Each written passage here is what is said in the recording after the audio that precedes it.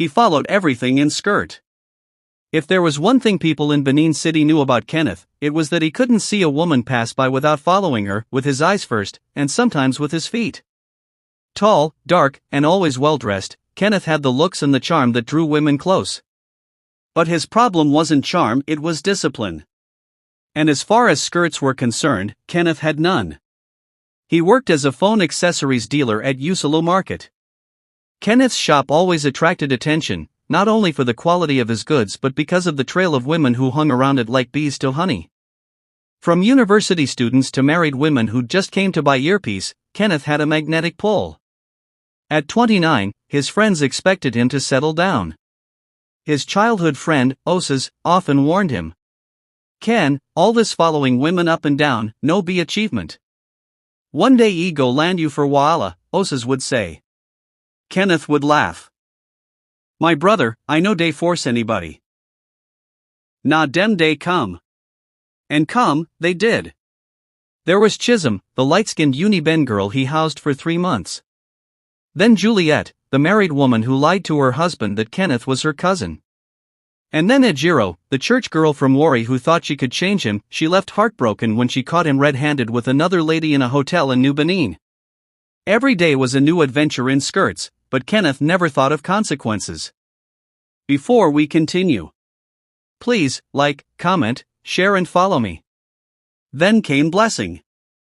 She was not like the others. She didn't wear loud makeup, didn't dress seductively. She came to the market to buy a screen protector. Kenneth made his usual moves, expecting her to melt. She didn't. That caught his attention. He pursued her for weeks, dropping by her workplace with lunch, texting good morning messages, offering to pay her rent. Slowly, Blessing began to soften. And just like that, she became his latest conquest. But unlike the others, Blessing had principles. She insisted they attend church together. She encouraged him to save money, open a better shop.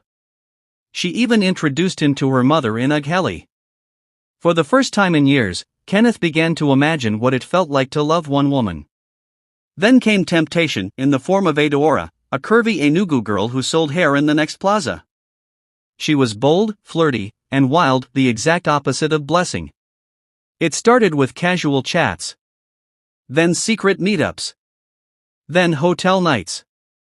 Kenneth told himself it was just fun. Until Blessing found out. She walked into the hotel that day with her best friend, who had tracked Kenneth's movements after hearing rumors. What she saw shattered her.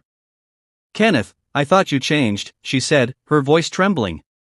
He tried to speak, but words failed. She left. And this time, she didn't come back. Please, don't forget to click on the follow button before we continue. The heartbreak from Blessing's departure didn't stop Kenneth. If anything, it made him worse. He sank deeper into his addiction. It became like a drug, an endless cycle of women, lies, and fleeting pleasure. One night, he met Fadik at a club.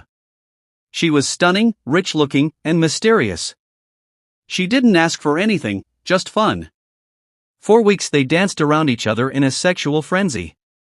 But after a while, Kenneth started feeling strange. His body weakened. He began losing weight. His joints ached. Rashes broke out. He visited clinics, did tests, but nothing came up. Then one evening, Fadik appeared at his shop. "I warned you men never to play with women anyhow," she said calmly, watching him sweat. What did you do to me?" he asked, panicked. She smiled, handed him a small paper with a pastor's name, and walked away. Kenneth collapsed 2 days later. Please, like, comment, share and follow. It was Pastor Ojo from Mcpoba Hill that took him in after Osas begged on his behalf. Kenneth was a shell of himself, lean, pale, silent. The pastor prayed, fasted, and kept him in the church's healing room for weeks. And slowly, the sickness lifted. During that period, Kenneth had time to reflect. For the first time, he realized how empty his life had become. The women, the lies, the shame. He cried like a baby in the arms of the pastor. He gave his life to Christ. But healing the body was easier than healing his reputation. Most of the women he heard had moved on, some married, some broken, some angry. Blessing never picked his calls. Before we continue, please like, comment, share and follow me for more stories. A year later, Kenneth started afresh. He moved to Otpoma, opened a new shop, and focused on his business. He shared his story at youth fellowships, warning young men about the dangers of following everything in skirt. It was at one of those events he met Sarah, a widow with one child and a gentle soul. She didn't judge him. She listened, watched, and saw the sincerity in his repentance. It took time, but eventually, Sarah agreed to date him. They married quietly. Kenneth became a devoted husband and a father figure to her son. And this time, no skirts could distract him. Epilogue. Kenneth's story became a tale in his community, a cautionary one. His old friends were shocked. Some mocked, others respected him. But he didn't care. Because finally, he had peace. I used to think women were toys, Kenneth told the youth at a seminar years later. But now I know every skirt I chased almost took a piece of my soul. Don't learn the hard way like I did. Thank you for watching. Please like, comment, share and follow me for more stories. Bye for now.